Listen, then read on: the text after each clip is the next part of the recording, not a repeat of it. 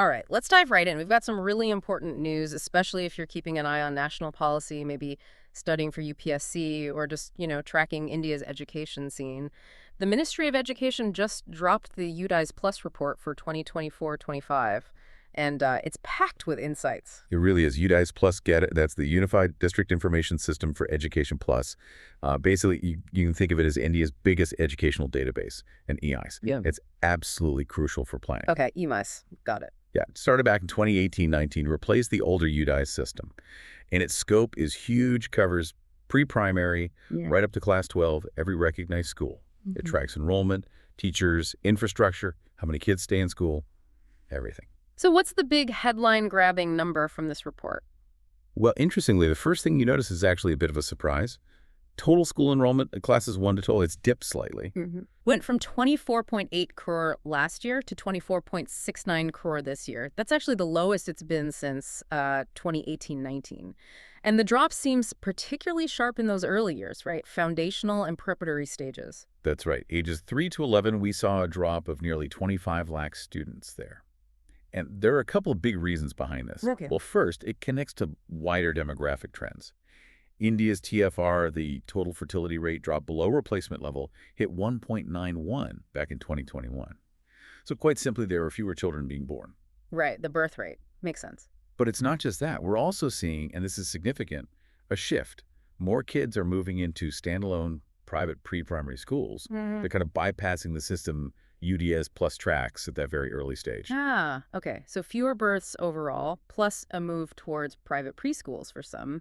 That explains the dip. Exactly. It might even suggest, a sort of growing split in foundational education, something to watch in terms of equity. Definitely. But okay, shifting gears a bit, there's some really positive news too, isn't there? Teacher numbers. Oh, absolutely. Huge news here. For the first time ever, the total number of school teachers in India has crossed the 1 crore mark. It's now just over 1 crore, 1 lakh. Wow, 1 crore teachers. Yeah, it's a solid 6.7% increase just since 2022-23. And that directly points to better pupil-teacher ratios, which is fundamental for quality. That has to make a difference in classrooms. Does the report show improved outcomes then? It does. The data on student outcomes is really encouraging. Dropout rates, they're falling consistently. Preparatory level dropped from 3.7% to 2.3%, middle level 5.2% down to 3.5%, and even secondary, which is tougher, fell from 10.9% to 8.2%. That's significant progress across the board. And retention rates are looking better too. Foundational stage is almost perfect, 98.9%, preparatory is 92.4%, middle level is 82.8%. It shows kids are staying in the system longer. So better access, better participation. Exactly, and that feeds into better gross enrollment ratios, GER, and also smoother transitions between levels. Like 98.6% move from foundational to preparatory, and 86.6% make it from middle to secondary. That shows the pathways are working better. Good to hear.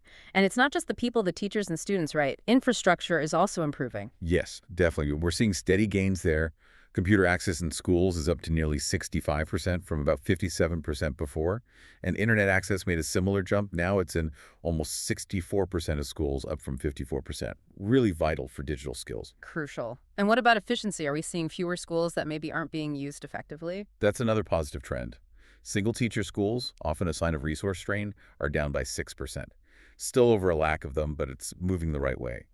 And schools with zero enrollment, they fell by a huge 38%. That's almost 8,000 schools. So resources seem to be getting allocated a bit better. More efficient use of resources. And I saw a note about female representation, too. Yes, also positive. Female teachers now make up 54.2% of the total teaching force, up slightly from 53.3%.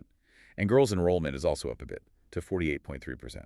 Small steps, maybe, but important ones for gender equity. Absolutely. Okay, so lots of positive movement, more teachers, better retention, improved infrastructure, better efficiency, good signs on gender equity. But there must still be challenges. Oh, for sure. Despite all the improvements, some big hurdles remain. Take that secondary level again. Even with falling dropout rates, the retention rate is still only 47.2%. Wow, less than half. Yeah. It means we're still losing almost half our students before they complete secondary school. That's a massive leak in the pipeline, A huge loss of potential. And we also have that underlying issue of the enrollment dip in the early years. Right. We circle back to that. It's that mix of demographics and the private pre-primary shift. And just a technical note, there were some changes in how data was collected from 2022-23. So Comparing precisely with older data needs a little caution. Good point for anyone doing deep analysis. So we zoom out. What's the big picture? India's school system is clearly getting better in many ways. Mm. Quality, access to the investments are showing results. More teachers, kids staying longer, better facilities. But it's also dealing with these massive undercurrents. The demographic shift is changing the whole intake profile. And that challenge of keeping kids in school right through secondary level is still really persistent. Exactly. And that brings us to the key question, really, for you to think about.